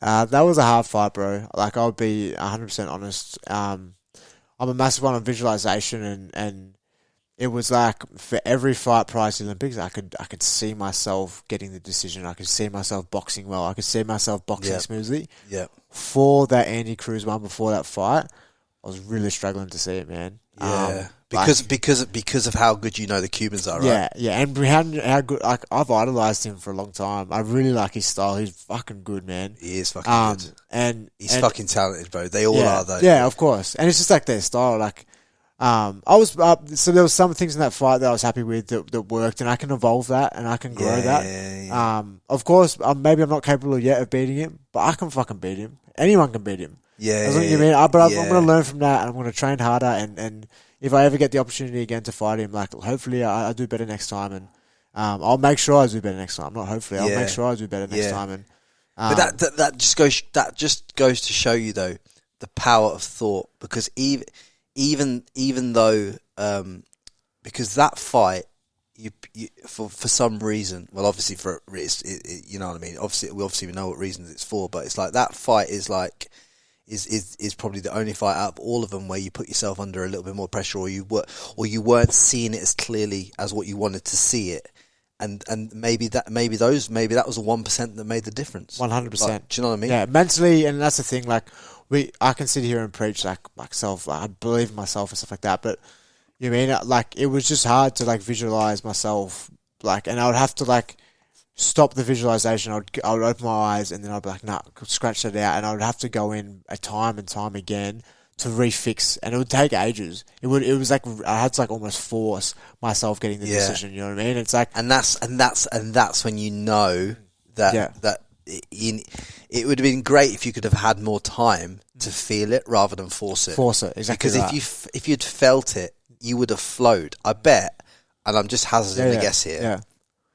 I bet when you boxed him, whereas all the other fights, your hands and feet felt like they were moving in sync. I bet you felt like you were just 1/10 off the pace through the whole fight. Yeah. Is that how you felt? Yeah, it's because like I was thinking, right? Yes. So if you watch the most successful athletes, the greatest, they're the ones who don't. It's all instinctual. Yeah. I mean, of course, they work really hard. But like Tom Brady, Michael Jordan, Tiger Woods, it's all instinctual. Kelly Slater, it's all instinctual stuff. You know what I mean? Like, and if you have to think about what you're doing, you're already a step behind. You know what I mean? Fuck yes. That makes sense. So it's like the more you can just train yourself and get better, and like it comes to that belief. You need a belief in your ability, and you can just go in there and whatever happens, happens. Yeah, 100%. Mate, I was thinking too much in that fight. Yeah, 100%. You were trying to think, okay, if he throws that, I'll get around this. Yeah. But that's already too late then. Because now he's just letting it happen. Now he's just flowing. He was in a state of flow, and you were in a state of chest. Like, but do you know what I mean? 150%. And of course, you need to think about some of the things you're doing inside that ring. But I definitely notice the times I box the best are the times that I don't think about. I just back myself. I get in there, and it's like I can beat this guy, and it's like I just believe in all the years of training. And it led me to that moment. You know what I mean? But it's like for that fight, because I knew how good he was. 2-time world champion. You put him on a pedestal. Yeah, of course. And to get in there, I knew like I had to think about tactics that coach was giving me, and there was some things that were working. Like there was obviously a loss of fight, but like there was some things that I'm like, I can evolve that. You mean I can work on that, and there was so much that I could work on too. So all in all, mate, I'm not disappointed in my performance. And the thing is as well with that fight. Like, I knew I lost the first 2 rounds. They tell us. So I knew. I'm like, fuck off. So I've lost the fight. It's like, I could have just danced around that 3rd round, not got hit. Just fuck. I went on the front foot because, like, I'll never die wondering, mate. Like, I went on the front foot. I took more damage in the 3rd round, 150%. But I'm so proud of myself, mate, that I'd rather go out of my sword and, like have a red hot crack and show that Australian spirit than just dance around, lose a fight, like, give up. Fuck that. Yeah. I'll never do that. Never, ever. And I'm proud of myself for that 3rd round. Mate, I think you can be proud of yourself, the fact that you've given Australian kids in boxing a marker that hasn't been in this country for 30 fucking years, mate. So no, I'm serious, bro. You laugh, I'm fucking serious. Like, it's that you've done what no other person's done for 30 fucking years. You've medalled at Olympic Games in boxing, bro. That's phenomenal, bro. Like, fuck yeah. mate. I just hope there's young kids like Brisbane 2032 is coming around the corner. Like, I hope there is a young kid. We've never won a gold medal in boxing. I hope there is someone that sees that and goes, I can do this. 100%, bro. Like, home games is that there'll be more investment going in all the sports now because there'll be more investment in boxing because you medalled, right? When Amir Khan and Audley Harrison medalled, Audley Harrison first, then Amir Khan medalled. Amir Khan medalled in Greece. The money that went into boxing then allowed us to have more podium boxers, right? The development centre got more money. Yeah, bro. It's a roll-on effect, and I really do hope, because boxing was fairly underfunded, mate, and it's understandable. It's massively underfunded. We weren't winning medals, and that's so understandable. You give them money where it deserves, because they're winning the medals, and I totally understand that. Yeah. But someone needed to break the grain, and I truly believe all 6 people from Australia that qualified were capable of winning a medal. I truly believe that. The girls are boxing really well. Justice, Paulo, boxing beautiful. Alex boxing great. You know what I mean? Like, they... Like, mate, whatever happened, but like at least someone, and I'm of course I'm happy it's me, but like, I just hope next Olympics we can get 1 or 2 more. You know what I mean? Boxing can only get better in this country because you've just allowed. Now that you've medalled, bro, there'll be more funding, there'll be more sponsors, there'll be more money in the game. Yeah, and what happens is when Amir Khan, like I just said, like when Amir Khan got that silver, bro, that that just getting a silver against America, it's like, okay, cool, we've got to put some more money here then. Yeah. So we can get more medalists, and get more amateurs come through, and that's why you see the talents of like the Dalton Smiths come through because of the money that went in at grassroots because of what happened with Amir Khan. They got a really good system there, bro. Really, I've been to Sheffield numerous times, and they've got a really good system. And I really like the English people too. They always help out. Like the lady was wrapping my hands at the Olympics. You know what I mean, absolute legends. So they've got a good system, and they deserve the success because they've realised this is how we get success, and they're fucking getting it. The reason why England has success, especially in boxing, and the reason why I believe like boxing in England for the next 15 years is going to be like I reckon it's almost better than professional as well. Almost better than America, man. But just America gets the America gets the lights because it's a bigger country. But in terms of skilled boxers, Europeans, bro, like 100%, bro, 100%. Eastern Europeans and Eastern Euro's phenomenal too. Like, but that whole hotbed there. I know there are talented Americans, I get it, and they get all the lights and all the razzmatazz. But if you look at what Eddie Hearn's done there with the zone deal and then the youth system that's come through boxing, you got to understand, kids haven't got as Australian kids inherently. Not all now. I know. We talked about low socio-economic environments. But there's a lot more low socio-economic environments in the UK. And 100%. You've seen it, bruv. Yeah. And there's boxing gyms on every fucking corner. Like, there's about 17 gyms per city, It's a home. It's a home for these kids. Because you can't understand, in England, some of these kids can't even... Their parents can't even afford fucking food, bro. In a first world country. Like, that's how fucking... Some of these... Like, you've been to Liverpool? 100%, yeah. Have you seen how much poverty's in Liverpool? It's crazy. That's where my coach is from. He's a Scouser. Yeah. Yeah. And have you... So... It's hectic, yeah. Bro. It's sad, bro, because you always... Like, even America, I've been to America too, like, there's some serious third world conditions. And even in Australia, think about the Northern Territory. Yeah. Like, this is one of the most successful countries in the world. It's beautiful. Yeah. And like, we literally have some third world conditions that no one ever talks about. Yeah. You know what I mean? Like, I don't even know enough about it, so I can't even talk about the third world conditions up north. But it's the same. It's the same, like, in England and America. Like, all these places have some really rough areas, and they're meant to be some of the best countries in the world, you know what I mean? But, like, and that's what breeds successful people. Yeah, 100%, bro. And so are you planning on now going? Are you staying amateur? Yeah. Or are you going to go pro? So I've got to really understand the rules a bit more. I believe we can do both in Australia. We've just got to have that discussion with the Combat Institute and Boxing Australia, and I think that's going to happen in the next couple of weeks. I'm 24. It's a really good age to turn pro. If I can do both, I'm going to try and do both. If I can't, probably going to turn pro, man. Just because it's a really good age. I've done the Commonwealth Games. I've done the Olympics. I've been to 2 World Championships. Yeah, bro. It's like, I love the amateur system because I love traveling. I love being in a team environment. You don't have that as much when you're in a pro. So like I actually watched you box in the Commonwealth Games. Hey, no shit. Yeah. So I was with Tom Stalker. Tom Stalker was there scouting for MTK Global. MTK, And we watched you box, Mo. Hey, no shit. Because you gold medaled there. Yeah.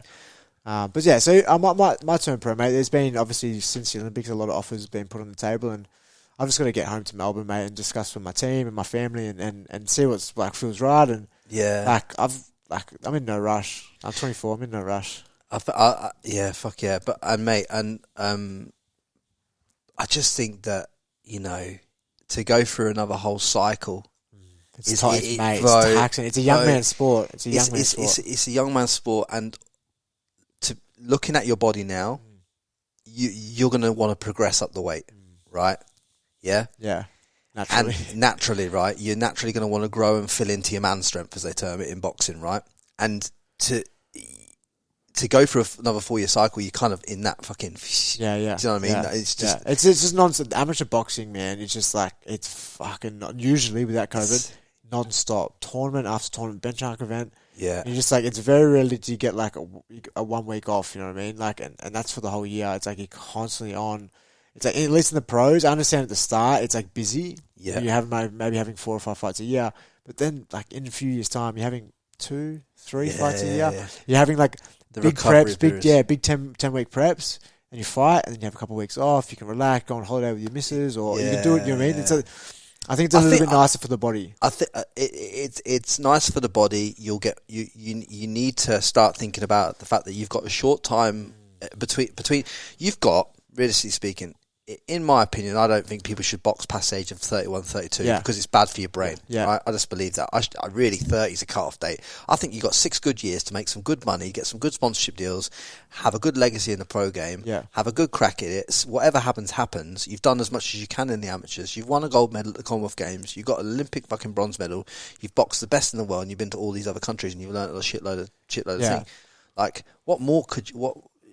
You owe it to yourself really now to try the pro game. Yeah, and just that's the thing. It's a different game, and it's almost like 2 completely different sports in a sense. Of course, it's just boxing, but like I'll have to change things, and I'm excited, to be honest. It's like it's a new... I love trying things. I love trying new things. The things that change from amateurs to pros is the fact you have to sit down and learn how to sit down on the punches and trade in the pocket. Yeah. Whereas in the amateurs, you ain't got... You ain't trading in the fucking pocket much because you're on your toes, aren't you? Everyone's moving around so quick.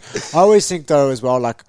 Do you know Luke Campbell? You watch him much? I really like Luke Campbell. And I think I'll probably try and emulate like his style a bit in the pros. Yeah. He was like, had a really good foundation boxing technique, had a similar amateur style. Yeah. And he transitioned that into the pros, was compact, neat, long. Brilliant. I really like watching him. And I think I'm going to try probably emulate him if I turn pro. Yeah. For sure. I think where Luke fell down was he gave in his pro career was he gave people too much fucking respect. Do you know what I mean? Yeah, 100%. And not only that, he fought two top fucking fighters in Lomachenko and what's his name? Was it Gut? No. Oh fucking hell! The name's gone out of my head.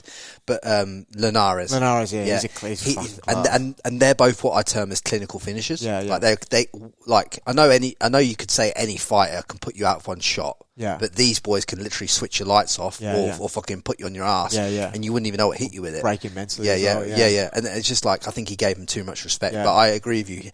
As a standout amateur, he was one of the standout amateurs. He was really good. But I think you just gotta. I think as you accentuate into the pro game, I just think where Luke went wrong is the sit down. It's like the sit down and the respect. You can't be giving people like them too much respect at that level. Yeah, it's fucking it's mad shit. But I'm just excited for whatever the world throws at me, mate. Like any direction that I choose to go in, like I'll have a good time and like I always follow my gut and I always try my best to be as instinctual as like listen to my gut feeling and whatever feels right. Like I've got to talk to my team and they're like they make the decision too. Of course, it's my decision, but like they're part of it too. And what before we go, I want people to understand as well. Like you've been away from your family since February. Right, you've just come back from the Olympics after boxing for your country. You've just been in quarantine for 2 weeks, yeah? Lock up, yeah, right. And then you're going back to Melbourne to a lockdown, right? Is there a lockdown at the moment? Yeah, lockdown at the moment, yeah. So it's of course, man, it sucks, and for chasing dreams or for chasing any goal, like there is some sacrifices and choices you need to make that sometimes they suck and It's like people often say it's not a sacrifice, it's a choice because it is a choice. But like, I do believe if I could do both, see my family and still be successful in boxing, obviously you would, I would do both, you know what I mean? But like, I haven't seen them for ages, and there's a lot that's happened in my life, obviously, over the last 6 months, and I'm just keen to get home, mate. And put that medal around your mum and dad, and see my coach, and see your coach still at 79 years old. Yeah, so like, I can't wait for that, mate, and see some of the boys back home and. I'm sure I'll be there for 2 weeks, mate. I'll be ready to piss off again. But like, I love being home and just seeing my mum and dad, and like I can tell they really miss me. You can hear on the voices on their like when they. It's so hard, mate, to go through all that because at the end of the day, I've been away from my family for 2 years, bro. Like, and it sucks. It sucks ass, mate. It sucks ass. Yeah. Like there's no way to determine it, man. And it does harm you as a human being. Like it does take its toll on you. So like I understand why you're going back there and why you're willing to do another lockdown for it. Yeah, everyone. Yeah, it's just like as well. And the thing is, like they would be struggling as well. So it's like if I can just like go there and support because they support me heaps. If I can just go there and just be with my family and we can sit in whatever the fuck the world's going through right now, and I can be with them as well and. hopefully as well, if they need help, or a shoulder to lean on, like I'll be there. You know what I mean, and back them, because I got some free time now. I got some time where I can like put other people before me, which I fucking very rarely do. Yeah, you know what I mean? Man. Very selfish and self-centered. You need to be successful in any sport or any high performance environment. But like the next month or two, man, I can like put out some other people in front of me and like. Almost like I'm in debt to them. You know what I mean? They do a lot for me. So. No, I love, mate. I love the fact that you just want to go back and see your family and you love them unconditionally. Do you know what I mean? Yeah. And you understand that what they've sacrificed for you to be where you are as well. So 100%. That's a great. If there's one last piece of advice, if you had to check out the planet today, but you had to leave one last piece of advice for humanity, and you can't take any of it with you, what would that be to the world? What would that be to the audience? Damn. I think one piece of advice is just like, you can be whatever you want to be. Simple as that. Like, it's like, if you want to be an astronaut, if you put hard work, dedication, time, and you're passionate about it, you can achieve whatever you want to achieve. It's humanly possible. Yeah. You know what I mean? It's humanly possible. You can achieve anything on this planet. Yeah. You know, and I'm so grateful that I have that belief. You know what I mean? If I'm not the smartest tool in the shed, but if I wanted to go tomorrow and start a law degree, I could do that, and I could finish that. I know I could. Yeah. You know what I mean? Because I fucking believe, and I would work hard, and I know what it means to work hard. And it might take me 10 years, might take me a bit longer than other people, but I would finish that if that was something that I wanted to do. I just hope people realise that. In Australia, especially, we have so much fucking opportunity. Yes. It's almost you're doing the people who come from third world. You're doing a disservice. A disservice, yeah. Yeah, we have so much opportunity to grab those opportunities and fucking take them with both hands, and try your best to. The reason you're so grounded, and the reason you've done everything and achieved everything you have, is because you've travelled with boxing. 100%, bro. 100%. I mean, look. Thank you so much again for your time today, brother. Thank you so much, man. Legendary. Guys, do me a favour. If you can message us on Instagram, or drop your Instagram for them. So just Harry _Garside. I'll link it in the bio. Yeah, and then I've got Twitter as well, Harry Garside too. That's about it. Yeah, sweet. I'll link them both in the. If you could like drop me and Harry a message. I'm at Frankie Lee on Instagram. Let us know. Share this content. Like, we don't charge you for the content or charge you for listening. We hope we've dropped some absolute epic value on your ears.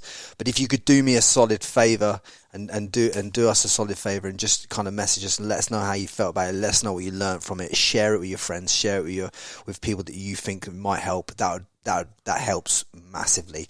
And guys, again, much fucking love. Thanks for tuning in, and mate, thank you. Legend. Don't forget to subscribe to the Frankie Lee Podcast.